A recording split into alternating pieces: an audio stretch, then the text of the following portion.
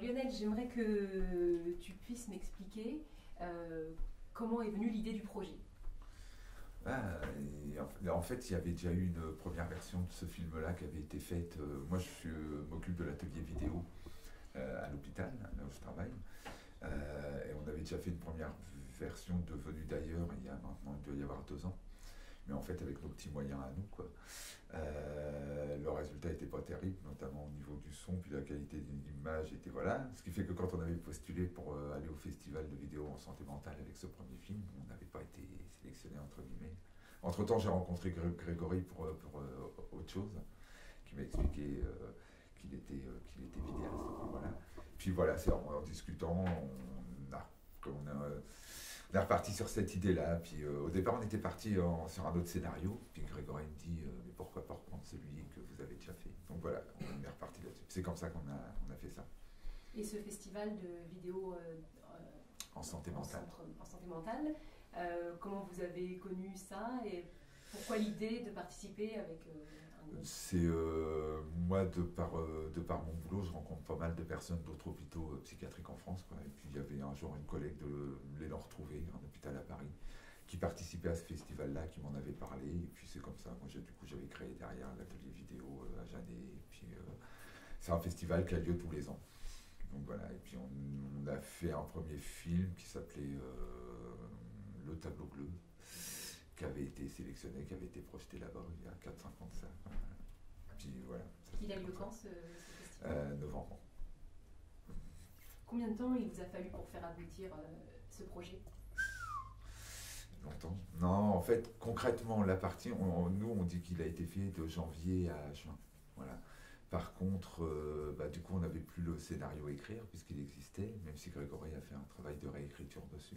Mais sinon, voilà, je dirais de janvier à juin. Concrètement, voilà. Après, dans la tête, il a démarré plus tôt. Voilà. Mais sinon, c'était fait sur cette période-là. Ouais. Et d'après vous, quelles sont les contraintes auxquelles vous avez dû faire face pendant de l'idée jusqu'à la diffusion au festival? En fait, ce que je me suis rendu compte, c'est qu'on a marché sur le rythme de l'atelier vidéo dans le cadre de mon boulot. Donc c'était, logiquement, c'est une demi-journée par semaine, voire une journée le vendredi.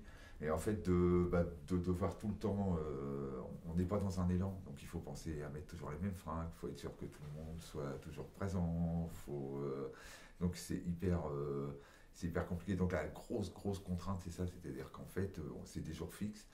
Moi, je marche dans le système de mon boulot, quoi, et là, si un jour on doit en refaire un, on partira sur une semaine complète ou un truc où on est complètement immergé. C'est dur de se relancer à chaque fois.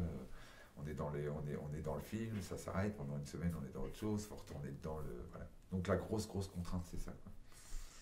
Est-ce que vous pouvez me parler de l'ensemble des ressources que vous avez dû mobiliser au sein de Pierre Janet, notamment sur les ateliers, pour faire aboutir le projet? On a travaillé en collaboration avec d'autres ateliers, la musicothérapie et l'atelier d'écriture. Voilà. Puis après, au niveau des ressources, je ne peux pas vraiment trop dire, il y a beaucoup de systèmes D, parce que on travaille sans moyens, je ne vais pas faire un discours, mais voilà, on n'a pas trop de fric. Donc il y a beaucoup de systèmes D, donc on s'appuie sur les collègues, et puis voilà, ça marche comme ça. Très bien. Votre avis sur le film, vous l'avez vu fini, quand vous l'avez vu terminé, vous avez ressenti quoi? Après, sur le film en lui-même, je ne peux pas encore dire parce que en fait, moi, je regarde plus les participants.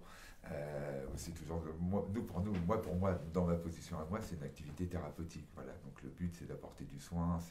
Donc j'ai un regard. Donc quand je regarde le film, à chaque fois, je les regarde eux un par un. Et le film dans sa globalité, très honnêtement, alors l'image est belle, le son est beau par rapport à ce qu'on a fait la première, mais j'arrive pas à. Il va me falloir quelques mois avant que je le regarde comme un film vraiment, quoi. Là, et le regard sur les patients, du coup? Hyper surpris. Hyper surpris. J'ai appris plein de trucs. Une belle leçon.